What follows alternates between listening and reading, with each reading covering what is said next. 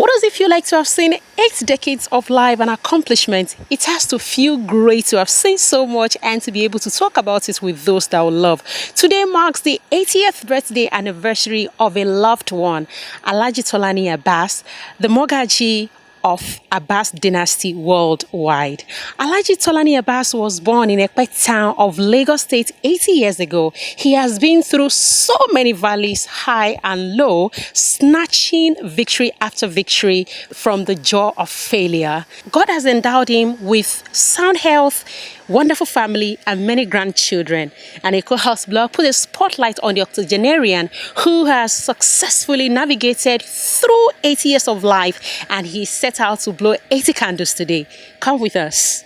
Oh, it is a thing of joy to celebrate another year of not just any kind of person, but a man who is a legend, leader, and a person of legacy. Who are we talking about? It is no other person than Alhaji Dauda Tolani Abbas, who is the Mogaji of the Abbas family. I'm the Mogaji, that is the head of family of Abbas family worldwide. When I say worldwide, Abbas family is spread all over the world. We have them in the US, we have them in Europe, we have them in Asia, and I'm the head of the family. The Mogaji spoke about himself as the questions rolled out about his uncommon journey through life. Alhaji Abbas explained the flow of his life movement academically, career-wise, and other phases to the point where he has found himself. I was born at Epe on a Tuesday, 28th May 1940. According to history, at about 6 a.m. Thereafter, although my parents were resident at Ibadan, so I was later took to Ibadan, where I grew up. I started my elementary school in 1947 at Baptist Primary School, Ibadan, Idikon, Ibadan. There's a small something there. When I was to enter the primary school, you know, in those days they would say you have to put your hand over your head. My hand couldn't reach my head because I was smallish. But still, they still wanted to take me. I didn't know the family name was Abbas. Like it is customary in Yoruba land. Housewives used to call my father Ochikutu. So when they asked for my name, I said I'm Tolani Ochikutu. And so throughout my stay at Baptist, I was bearing Tolani Ochikutu. Then at a stage, because I was a bit rascally, I have to confess, I was taken to Ijebuode Muslim Primary School. Then it was there I was bearing my actual name, Dauda Abbas. Some of my friends, my mates at Ibadan, they knew me as Tolani Ojikutu.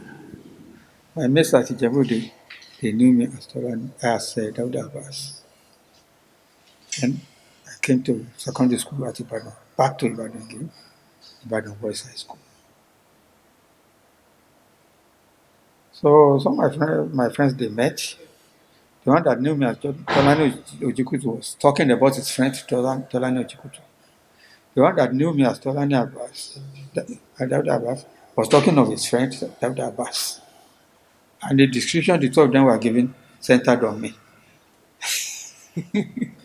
So at the end of the day, they discovered it was me they were talking about. And when I heard about it, I said, yes, I'm the person behind the two names.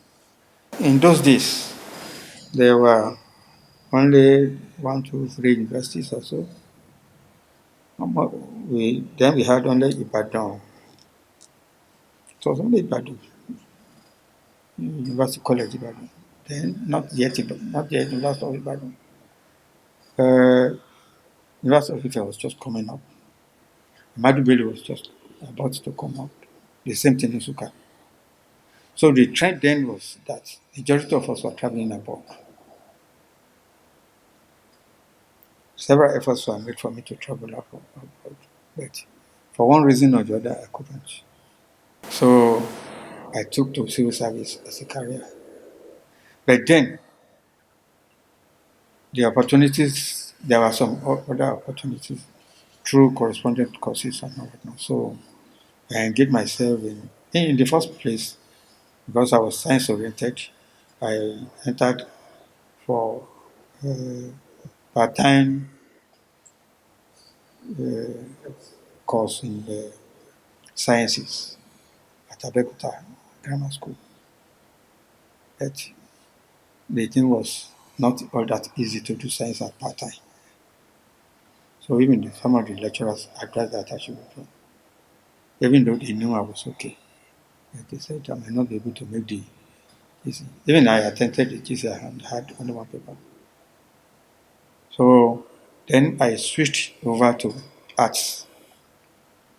I did Corporation of Secretaries, Chartered Institute of Secretaries, CIS, and I did it up to intermediate level. So that elevated me in the civil service. Moving on, he spoke about how he had secured his official job, the challenges, and the decision to resign before the supposed age of resignation. His experience after he narrated this to a cohort blog. I started in the old western region, Ibadan. I don't know, after Awolowo. That 1961, Awolowo had already left for federal. So that was under Akintola. I entered the service in March 1961. He had a friend. He used to come around asking us what can he supply us. Then we say, okay, go and supply toilet rolls, go and supply this gun. And he was doing it and he was doing fine. And I just discovered that, look, what this guy is making is more than what my salary is in a year. Why don't I opt out too and then be roaming about? And so I decided, and I was making it. In 1977, the proposal for the creation of Abuja was on board. Then instantly I had it within myself that what am I waiting for in the service? Because having risen up to the high executive officer, I had only 2 steps again to end my career. Senior executive officer, chief executive officer. Why don't I opt out and then find my way in the business world? Something just got into my head. I said, look. And then they introduced something then that once you are 10 years old in the service, you can retire. The only thing is that you cannot earn your pension until you are 40 years of age. And I said, then what am I waiting for? So I put in my paper to retire. You're not 40 years of age. I wasn't 40 then. In 1977, I was born in 1940. I was 37 then. So I left. And I was finding my way. Subsequently, what did you do after you left? Contracts, supply here and there. I was into construction. I was into supply of food stores to hotels, Eco Hotel, Federal Palace Hotel, supplying food for NYC orientation camps. There were lots of jobs to do then. Then during the time of Jaconde, will come up. All sorts of petty contracts, drainages, culverts, benches for schools, construction of schools. Jaconde created so many local councils there. So I will move from one local council to another, collecting jobs, drainages covered, supplies. He showed his appreciation to God, expressing how he feels about being 80 and still in existence. I feel fine, I feel elated. I'm happy that I'm able to reach the age of 80. Looking around, I'd rather say I don't have friends again. Almost all my friends are gone. Anybody you see me with now, in Yoruba parentheses, they say, ẹni tó bá kú ni kú, bàbá jayé. So those are the ones I have now. All my friends are gone, except some few, very few. And the few, they are already old. So being 80, well, I'm really very grateful to God. It's God's doing, not my own. I have put everything into the court of God. God kept me to look young. There's no mercy, no magic, no formula. He talked about his favorite food and how they have reformed. My favorite food has changed because of my health. Originally, when I was young, I used to enjoy my eba with a vegetable. Later, it changed to rice and dodo. But now, I can't eat dodo. I can't eat eba.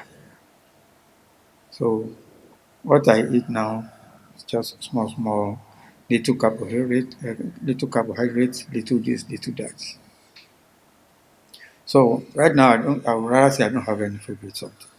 I keep myself busy reading and then watching television. I read a lot, magazines and everything, newspapers. And then I have my grandchildren around me, surrounding me. So they keep me busy. Sulaiman Olayinka Abbas, the second child, described the father as a person of exceptional quality. I've known him all my life, and he has been a very good and wonderful dad. A very responsible father to his family, and a father that has done everything in making sure that his family is comfortable and provided all that is needed for the family. In general, he is a very good father that anyone will wish to have. I've learned to be upright in whatever I'm doing, to be very hardworking, and to be respectful. He has impacted so much in all of us, the children, and I think that is what is keeping us all. Because anywhere we go to, anyone we meet, we've always represented the family well. It is from what he has taught us. My father has been the best so far. He's the world's greatest dad one could ever wish for.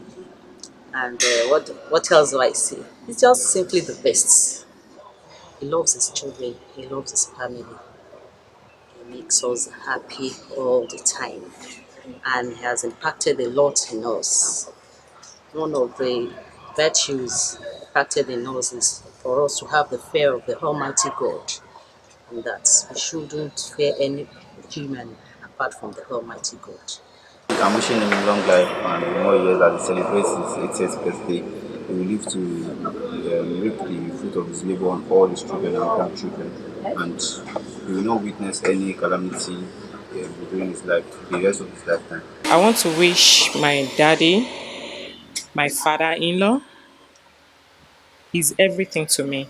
I want to wish him long life and prosperity in good health. I want to wish Grandpa a very happy birthday. We pray for a long life and prosperity for him in the best of health. We hope he stays long enough to reap the fruits of his labor on all his children and grandchildren. I just want to wish him happy birthday, long life and prosperity, and good health and wealth. I love you so much. Happy birthday, Grandpa. We love you. 80 years is such a monumental achievement. Alhaji Tolani Abbas does not only make 80 seem easy and effortless, he has a wisdom of experience. I mean, he has a wealth of experience to also share with everyone out there. To like and subscribe to our YouTube channel at youtube.com/EcoHotBlog. Also follow us all across our social media platforms at EcoHotBlog, Twitter and Instagram. Do not forget to keep staying safe as the fight against coronavirus still continues all over the world. I am Zainab Yakin. Stay connected to EcoHotBlog at www.ecohotblog.com.